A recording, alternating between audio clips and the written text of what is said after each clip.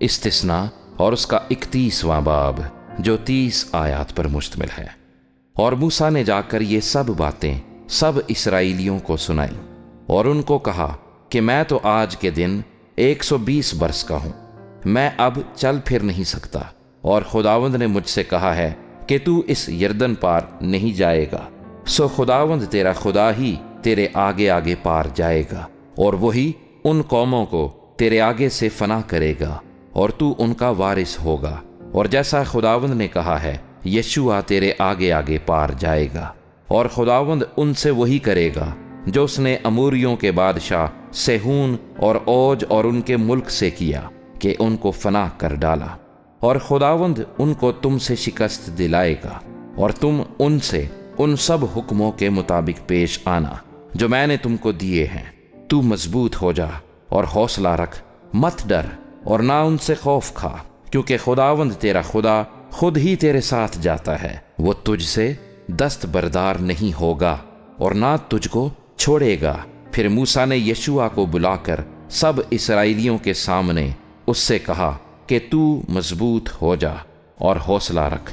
کیونکہ تو اس قوم کے ساتھ اس ملک میں جائے گا جس کو خداوند نے ان کے باپ دادا سے قسم کھا کر دینے کو کہا تھا، اور تو ان کو اس کا وارث بنائے گا، اور خداوند ہی تیرے آگے آگے چلے گا، وہ تیرے ساتھ رہے گا، وہ تجھ سے نہ دستبردار ہوگا اور نہ تجھے چھوڑے گا، سو تو خوف نہ کر اور بے دل نہ ہو۔ اور موسیٰ نے اس شریعت کو لکھ کر اس سے کاہنوں کے جو بنی لاوی اور خداوند کے عہد کے صندوق کے اٹھانے والے تھے اور اسرائیل کے سب بزرگوں کے سپرد کیا۔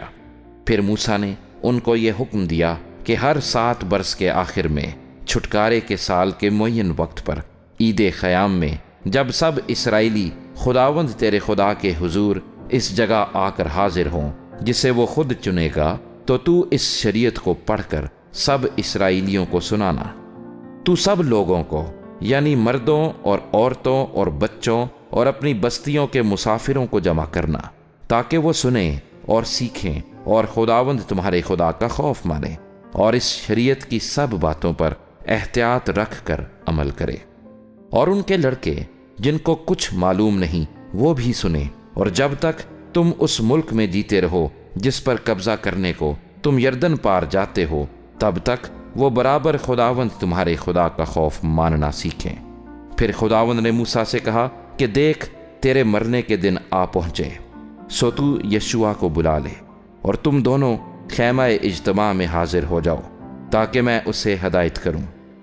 چنانچہ موسیٰ اور یشوع روانہ ہو کر خیمہ اجتماع میں حاضر ہوئے، اور خداوند ابر کے ستون میں ہو کر خیمے میں نمودار ہوا، اور ابر کا ستون خیمے کے دروازے پر ٹھہر گیا۔ تب خداوند نے موسیٰ سے کہا، دیکھ تو اپنے باپ دادا کے ساتھ سو جائے گا، اور یہ لوگ اٹھ کر اس ملک کے اجنبی دیوتاؤں کی پیروی میں جن کے بیچ وہ جا کر رہیں گے زناکار ہو جائیں گے اور مجھ کو چھوڑ دیں گے، اور اس عہد کو جو میں نے ان کے ساتھ باندھا ہے توڑ ڈالیں گے۔ تب اس وقت میرا قہر ان پر بھڑکے گا، اور میں ان کو چھوڑ دوں گا اور ان سے اپنا منہ چھپا لوں گا، اور وہ نگل لیے جائیں گے، اور بہت سی بلائیں اور مصیبتیں ان پر آئیں گی۔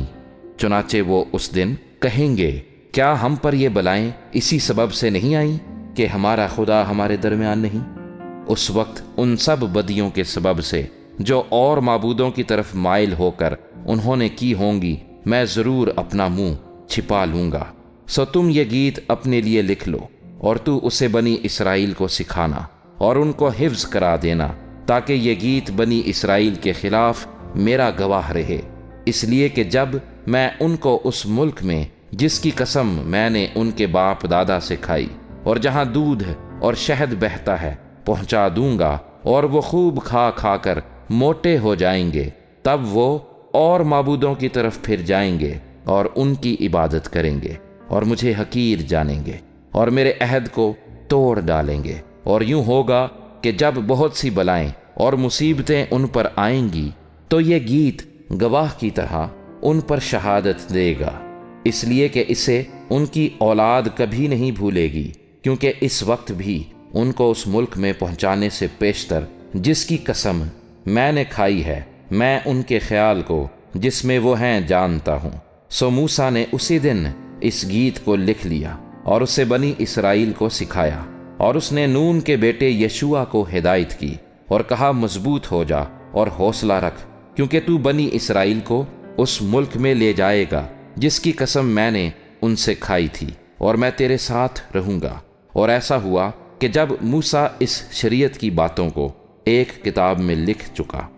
اور وہ ختم ہو گئی، تو موسیٰ نے لاویوں سے جو خداوند کے عہد کے صندوق کو اٹھایا کرتے تھے کہا کہ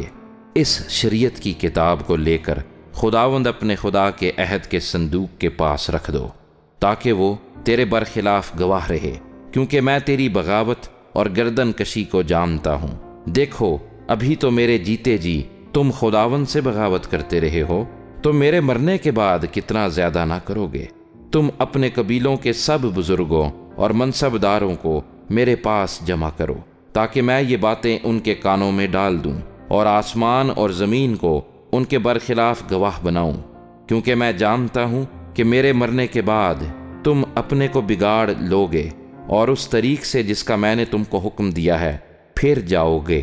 تب آخری ایام میں تم پر آفت ٹوٹے گی، کیونکہ تم اپنی کرینوں سے خداوند کو غصہ دلانے کے لیے وہ کام کرو گے جو اس کی نظر میں برا ہے۔ سو موسیٰ نے اس گیت کی باتیں اسرائیل کی ساری جماعت کو آخر تک کہہ سنائیں۔